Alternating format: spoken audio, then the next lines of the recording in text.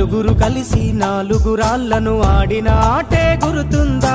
చిన్నతనమంటే కొంటతనమేలే, ఎన్ని ఏండ్లైనా తీయని జ్ఞాపకమే. ఈ మానవ జీవన పయనంలో బాల్యం అద్భుతమే, మన బాల్యం అద్భుతమే. వీరి వీరి గుమ్మడి పండు వీరి పేరేమి, తాగుడు మూతలు దండకోర్ వీరి పేరేమి.